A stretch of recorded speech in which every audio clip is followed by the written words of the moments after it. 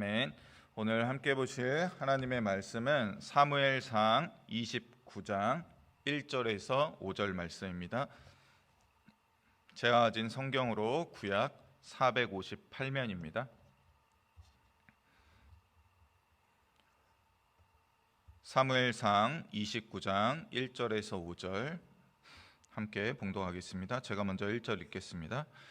블레셋 사람들은 그들의 모든 군대를 아벡에 모았고 이스라엘 사람들은 이스라엘에 있는 셈 곁에 진쳤더라.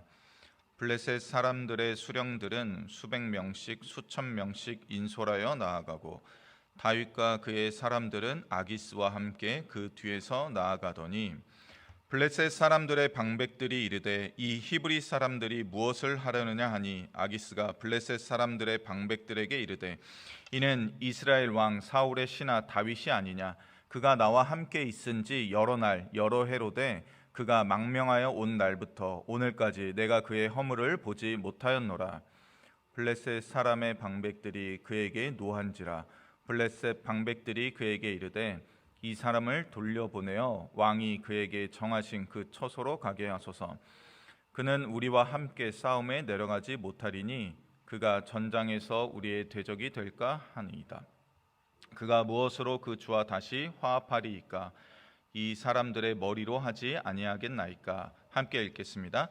그들이 춤추며 노래하여 이르되 사울이 죽인 자는 천천히요 다윗은 만만이로다 하던 그 다윗이 아니니까 하니. 아멘. 어느 한 사람, 한 인물, 그러니까 어느 대상에 대한 평가가 둘로 이렇게 나뉜다는 것은 자주 있는 일이죠.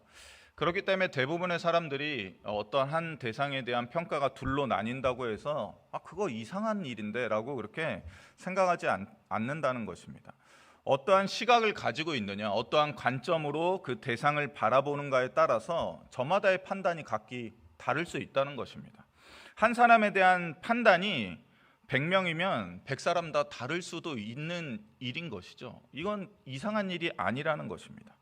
이러한 일은 미술작품 같은 이 예술 분야에서도 많이 있는 일이죠. 그렇기 때문에 우리는 어느 한 사람에 대한 평가가 극명하게 둘로 나뉜다고 해서 그 평가의 대상이 그 사람은 이중인격자네, 이 사람한테는 이런 평가를 듣고 저 사람한테는 저런 평가를 듣는 거 보니까 이중인격자가 틀림없어 라고 그렇게 쉽게 생각하지 않는다는 것입니다. 이 한 사람에 대한 평가가 여러 사람에 의해서 나뉠 수 있다는 것을 우리는 인생을 살면서 잘 알고 있죠. 그러나 그렇다 하더라도 때로 가장 알기 어려운 게 사람 속 아니겠습니까?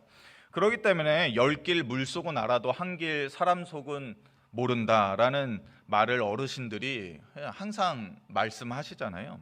이 한 길이라는 것은 보통 사람의 이 키 정도 되는 깊이를 나타내는 것인데 이 10사람의 키가 되는 깊은 물속은 이렇게 들여다보면 그 깊은 속까지 다 들여다볼 수 있지만 겨우 한 사람 키 정도 되는 이 사람의 이 마음속은 도저히 알 길이 없다는 것입니다. 아무리 들여다보려고 해도 알 수 없는 게 이 한 길 사람 속이라는 것입니다.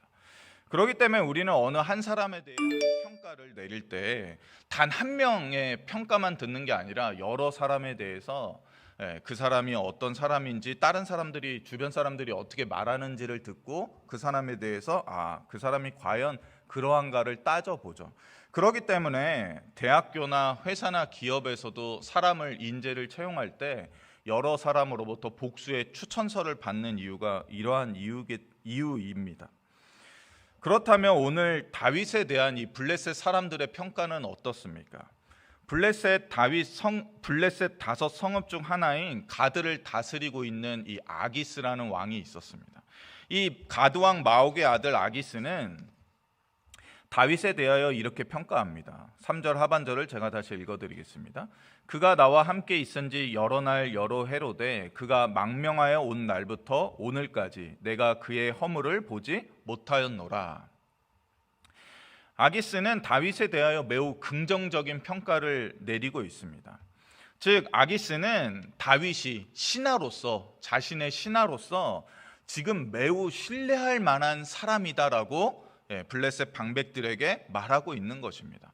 다윗은 비록 이스라엘 출신이지만 히브리 사람이지만 이전에 사울의 신하였던 자이지만 그가 블레셋으로 망명한 이후로 그날로부터 지금까지 그는 블레셋 사람의 땅에서 어떠한 허물도 보이지 않은 매우 신뢰할 만한 탁월한 사람이라고 다윗을 평가하고 있습니다. 다윗은 하루 이틀 정도 짧은 기간은 사람을 능히 속일 수 있잖아요. 하지만 다윗은 여러 날 여러 해 동안 항상 그러했다는 것입니다. 그러하기 때문에 다윗에 대한 이 블레셋 가드왕 아기스의 평가는 적절한 것입니다. 그렇지 않습니까? 하지만 아기스를 제외한 블레셋 방백들의 다윗에 대한 평가는 어떠했습니까? 블레셋 사람 방백들은 이 말을 듣고 오히려 화를 냅니다. 그리고 이렇게 말합니다. 이 다윗을 돌려보내라. 왕이 그에게 정하신 그 처소로 들어가게 하라. 그는 우리와 함께 이 전쟁에, 이 싸움에 나가지 못할 것입니다. 그가 전장에서 우리의 대적이 될 게 분명합니다. 그가 무엇으로 그 주 사울과 다시 화합하겠습니까? 우리의 머리가 아니겠습니까? 이렇게 말합니다. 다윗은 사울에게 쫓기는 신세였습니다. 그것을 블레셋 사람들이 모를 리 없죠. 그렇기 때문에 다윗은 블레셋으로 망명했습니다. 그 망명한 이후로부터 다윗은 어떠한 악행도 흠이 될 일도 벌이지 아니하였습니다. 그렇기 때문에 다윗은 매우 신뢰할 만한 인물이어야 하는데 블레셋 방백들에게는 오히려 자기 자신들을 가장 위협할 대상이 지금 저쪽에 있는 이스라엘의 사람들이 아니라 오히려 이 다윗이다라고 말하고 있는 것입니다. 블레셋 사람들의 방백들이 이렇게 다윗을 평가내린 그 근거로 5절에 이렇게 말하고 있습니다. 그들이 춤추며 노래하며 이르되 사울이 죽인 자는 천천히요 다윗은 만만이로다 하던 그 다윗 때문이기 때문에 우리는 그를 신뢰할 수 없다라고 블레셋 방백들은 말합니다. 다윗은 아기스로부터 이러한 말을 전해 들은 후 매우 억울해하죠. 억울할 수밖에 없죠. 그래서 8절에서 다윗은 아기스에게 나에게서 도대체 내가 여기 블레셋에 온 이후로 나에게서 어떠한 허물을 보았기에 당신은 아기스 왕은 나에게 군대 철수 명령을 내리는 것입니까? 라고 되묻습니다. 아기스는 말하죠. 나는 너에게서 어떠한 허물도 보지 못하였다. 오히려 네가 너무나 선하다는 것을 나는 잘 알고 있다. 하지만 블레셋 방백들의 이 말, 다윗에 대한 그들의 평가 때문에 너는 이번 전쟁에는 나갈 수 없을 것이다. 그러니까 너의 처소로 돌아가라. 이렇게 말하면서 다윗을 돌려보냅니다. 다윗은 사무엘상 18장 7절에서 처음으로 사울이 죽인 자는 천천히요 다윗은 만만이로다 한 이 노래를, 이 칭송을 듣게 됩니다. 근데 이 칭송을 들은 이후로부터 다윗의 인생은 완전히 꼬꾸라지게 되죠. 이 말을 들은 이후부터 이 말로 인해서 다윗은 하루아침에 사울의 불같은 노를 사게 됩니다. 그리하여서 어떻게 됩니까? 목숨을 쫓기는 인생이 돼버리죠. 처음으로 가드왕 아기스를 만났을 때에도 이 가드왕의 부하들이, 신하들이 이 말을 인용해서 가드왕 아기스에게 보고했을 때 이 말을 들은 다윗이 어떻게 했습니까? 너무나 무섭고 두려워해서 가드왕 아기스 앞에서 어떻게 합니까? 심한 두려움 가운데 미치광이 흉내를 냅니다. 그리고 오늘 본문에서는 이 말 때문에 자신의 주인으로부터 불신을 받은 장수로 여겨집니다. 그래서 장수로서는 최악의 명령이 뭡니까? 너는 군대에 이 전쟁에 참여할 수 없다. 군대 물려서 너 저기 막사가 있어. 이게 장수로서는 가장 최악의 명령 아니겠습니까? 이 군대 철수 명령을 지금 다윗이 받고 있는 것입니다. 우리는 만만의 다윗, 즉 싸움에 능하고 용맹한 다윗이 겪는 이 불합리해 보이는 일련의 사건들과 가정을 보면서 이 이방인으로부터, 빌라도로부터 유대인의 왕이라는 말을 들었던 예수님을 떠올리게 됩니다. 예수님이 어떠한 대우를 받게 되었는지, 그리고 유대인의 왕이라는 말을 듣고 나서 골고다 언덕에서 처참하게 십자가에 달려 죽임 당한 그 사건을 우리는 잘 알고 있죠. 그리고 우리는 이를 통해서 이 세상에서 그리스도인이라고 불리는 우리 자신을 돌아보게 되죠. 세상으로부터 그리스도인이라는 소리를 듣는 일이 사실 긍정적인 긍정적인 일로 듣기보다는 부정적인 경우가 대부분일 것입니다. 한국에서는 그리스도인이라는 말보다는 예수쟁이라는 말을 주로 많이 썼죠. 요즘은 잘 못 듣는 단어이지만 인터넷에 예수쟁이라고 치면 부정적인 글이 엄청 많이 나옵니다. 이 단어는 기독교와 그 기독교를 믿는 이들을 깎아내리는 말인데 유독 기독교인에게만 쟁이라는 이 접사를 붙이죠. 부처쟁이라고 혹시 들어본 적이 있으십니까? 저는 살면서 한 번도 들어본 적이 없습니다. 불신자, 불교를 믿는 사람들 뭐 이렇게 말하지 아유 저 부처쟁이라는 말은 들은 적이 없어요. 하지만 예수쟁이라는 말은 많이 사용되고 있죠. 인터넷에 쳐보면 많이 지금도 나옵니다.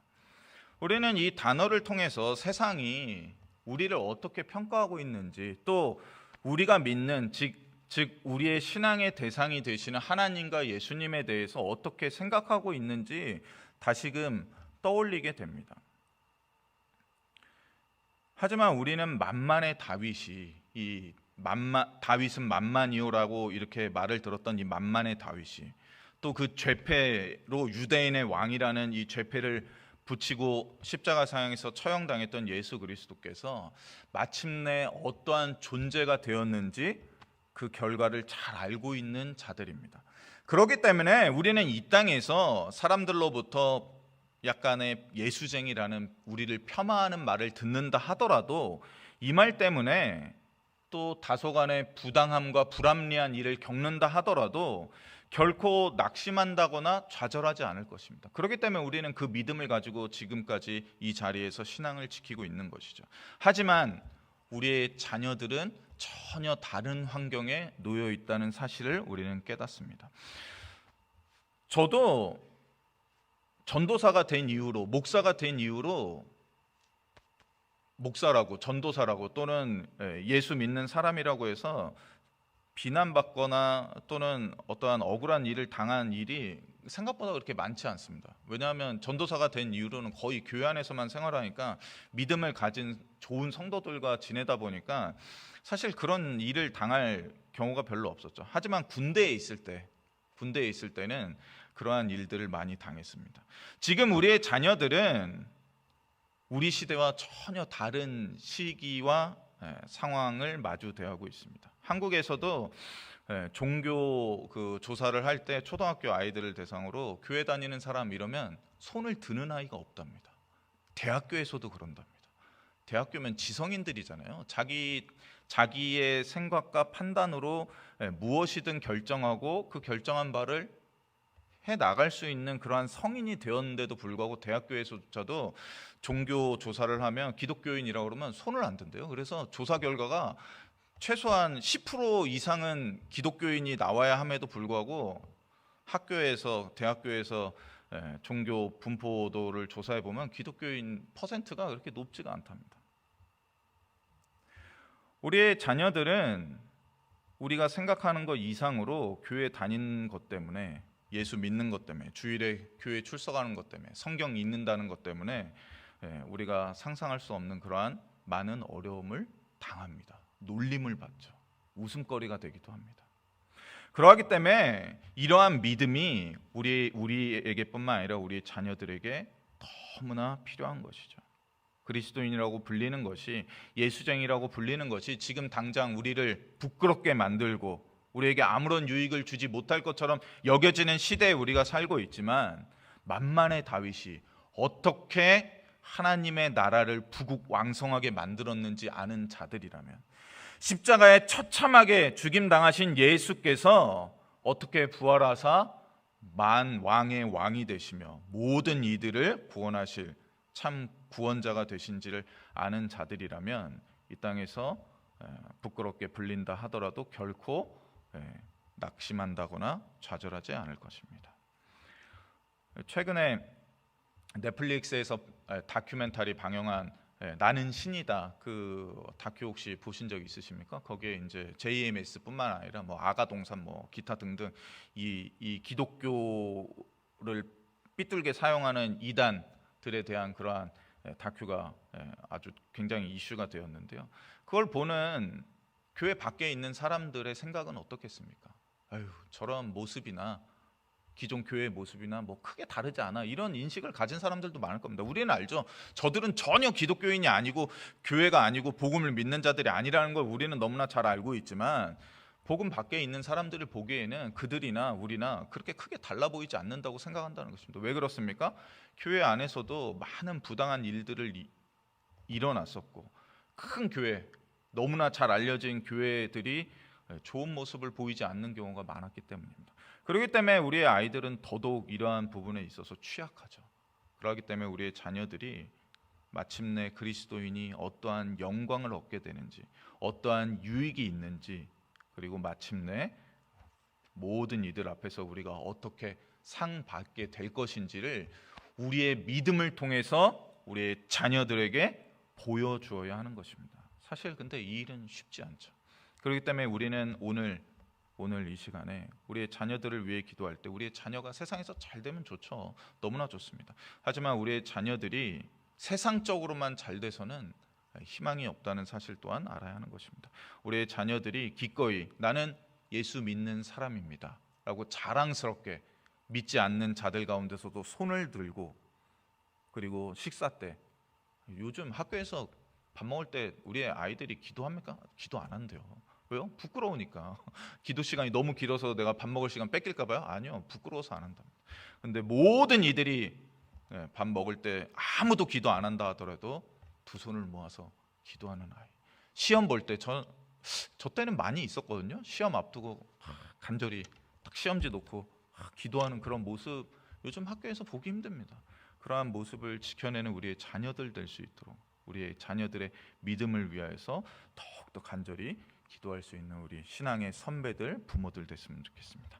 우리 잠시 기도하도록 하겠습니다. 하나님 아버지, 블레셋 방백들은 다윗을 오해합니다. 다윗에 대한 평가가 오히려 나쁘다는 사실을 오늘 본문을 통해서 알게 됩니다. 하지만 이러한 세상으로부터 이러한 평가를 받았던 다윗이 마침내 어떠한 영광스러운 모습으로 서게 되었는지 우리는 잘 알고 있습니다. 예수님께서 십자가상에 달리셨을 때 그 머리 위에 유대인의 왕이라는 조롱 섞인 죄패가 붙었다는 사실을 우리는 알고 있습니다. 그러나 마침내 예수님께서 부활하셔서 어떠한 존재가 되셨는지 우리는 잘 알고 있습니다. 예수님께서는 유대인뿐만 아니라 온 세상 모든 이들을 구원하실 만왕의 왕, 참 구원자 되신 분이라는 사실을 우리가 기억합니다. 우리에게도 그리스도인이라는 이름표가 따라 붙습니다. 때로는 세상 사람들이 우리를 예수쟁이라고 부르기도 합니다. 우리의 아이들을 교회 다닌다고, 또 기도한다고 놀리기도 할 것입니다. 그러나 마침내 우리가 얻게 될 영광스러운 이 모습이 어떠한 것인지 우리가 잘 기억하고 이러한 신앙을 우리의 자녀들에게 잘 전수할 수 있게 도와주시옵소서. 아무도 예수님을 따르지 않는 그때에도 우리의 자녀들이 기꺼이 예수 그리스도를 쫓는 그러한 믿음과 그러한 신앙의 모습을 보일 수 있도록 은혜 베풀어 주시옵소서. 하나님 아버지, 오늘 이 시간